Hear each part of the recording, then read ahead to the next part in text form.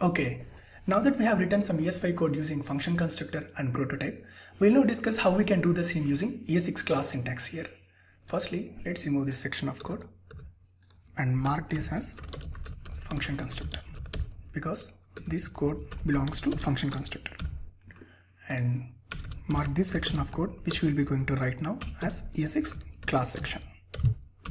Okay. The general idea behind the classes is to combine the two steps involving defining function constructor and adding methods to its prototype property into a single entity or structure, which we term it as class. So without any ado, let's write our first ES6 class. To create a class, we need to write a special keyword class followed by the name of the class, which I'll be giving it as employee ES6 and a set of opening and closing curly braces to contain its body. Just writing this much is sufficient to create a class. We can create an object from it now. The way we create an object of the class is the same as of how we can create an object from function constructor. So I'm going to define a variable by name Sami, and I'm going to invoke employee ES6 class using new like this. And let's log our Sami object onto the console to see its contents. Let's save it, flip over to our browser, and we can see our Sami is an empty object with no properties defined inside it because we didn't put any properties in our class just yet. Okay. Firstly, we need to somehow find a way to initialize our properties first name and last name in our class. To do that, we need to define a very special method called constructor. Constructor method does the exact same thing as of what the code in our function constructor's body does for us. We pass arguments to the constructor method and then initialize data members or properties inside it. Constructor method automatically gets called whenever we instantiate an object from our class using new operator. Okay, let's define our constructor method then. To define methods inside a class, we don't need to use any function keyword like we used to do when adding methods to our JavaScript objects. So just the method name, here in our case constructor, followed by a opening and closing parenthesis that accepts 0 or more arguments. Here it should be small c. Okay. And finally a set of opening and closing curly braces to contain our constructor method's body. Okay. And whatever the arguments that we are passing to the function constructor, we'll now pass the same to our class constructor here. So I'm going to pass first name and last name as its arguments, and I'm going to initialize the property fields first name and last name inside our employee ES6 class and set it to first name and last name arguments like this. Okay. Let's pass the arguments now to our employee ES6 class that we wanted to initialize the properties on Sami object with. Okay, I'm going to pass Sami as its first name and last name as Winchester. Okay. Again, this new here will create an object, initializes its properties to the arguments we passed in over here, and returns the newly created object to Sami. So this Sami variable over here is an instance or object of our employee ES6 class. Okay, before checking the output on the browser, to prove that constructor method is automatically going to get called without we needing to write anything apart from this statement, let's put some log over there on the first line inside its body. I'm gonna keep the log inside employee ES6. Okay, let's save it, head over to our browser.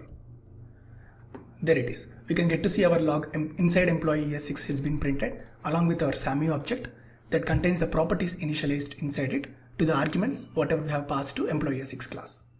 Okay, let's add our actual methods now. We'll first add getFullName method. So I'm gonna add my getFullName method like this, and it doesn't take any arguments, so just keep our parentheses as empty. And inside of getFullName, we can write any custom logic we want to. As before, I'm just making it to return the combination of first name and last name like this. Okay. Similarly, we can add as many methods we would like to our employee ES6 class. And notice that here there is no comma or semicolon between the constructor and our getFullName method. It's not like JavaScript object where we'll separate the properties with trailing comma. Okay, let's call our newly added method through the Sami object created from our class. So I'm gonna add the log Sami.getFullName. Okay, let's save it, head over to our browser to see the output, and sure enough, yeah, we get to see the expected result, Sami Winchester, getting printed on our console, which is our Sami object's full name. Okay. What I have done here using function constructor and its prototype is effectively the same as of what I have done here using employee ES6 class. With this class syntax, constructor method initializes the data members or properties separately to each created object, and it also ensures that the subsequent methods defined over here are initialized only once but are available to all the objects created from employee ES6 through their __ proto property, like this. Okay. If you notice carefully, all we did in class syntax is to write the function constructor as constructor method and prototype methods as class methods. That's the core idea of writing ES6 class. And under the hood, class is just the same as of a function constructor. Apart from the syntactic difference, there is really no difference between ES5 and ES6 way of doing object-oriented programming in JavaScript.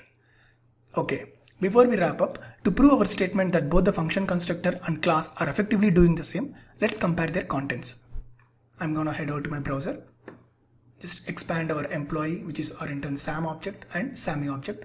See, we can see both Sam and Sammy got their separate data members initialized like this, and __ proto object also contains a similar structure. It has a constructor property along with the getFullName method and __ proto chain. So even though we are writing a class over here, it is effectively being implemented as a function constructor behind the scenes. Okay. And one more thing, to also prove that our __ proto of the object refers to the prototype of our function constructor, let's log it and prove it. So I'm just gonna log my employee's prototype and I'm gonna compare it with my Sam objects __ proto property. And similarly, I'm gonna do the same with class employee ES6 class. So I'm just gonna copy paste it over here, and it should be employee ES6 prototype now, which should be equivalent to Sammy's __ proto property. Okay, so for a clear picture, let's comment out these console logs. And let's remove our constructor log over here. Okay, let's save it, head over to our browser. See, true. From this, we can say that whatever properties we defined over the functions or classes prototype will be initialized only once, but they will be referenced by all the subsequent objects created from it. Okay. Finally, if you want to migrate a function constructor code to ES6 class code, all you need to do is simply copy the function constructor's initialization code in its body to class constructor's body and set the function constructors and class constructors arguments to be same. Then define the methods on its prototype as the methods inside our class. Just remember not to use the function keyword inside our class while defining its methods. Okay. At this point, you might be thinking to yourself that, well, I'm more used to my function constructor and prototype syntax, and anyway class is not offering me anything new. So I don't see much importance of using this new class syntax, and I'm gonna stick to my good old friend function constructor to initialize the objects. Well, just hang on to that thought. It will be much clearer in the next section where we discuss prototypal inheritance with ES6 class inheritance syntax. You are going to agree ES6 class syntax is pretty straightforward compared to the way we do prototypal inheritance. In the next section, we'll extend employee function constructor to engineering employee that will inherit from the employee using prototypal inheritance. And then we'll take a look at how we achieve the same using ES6 class. Okay, let's move on.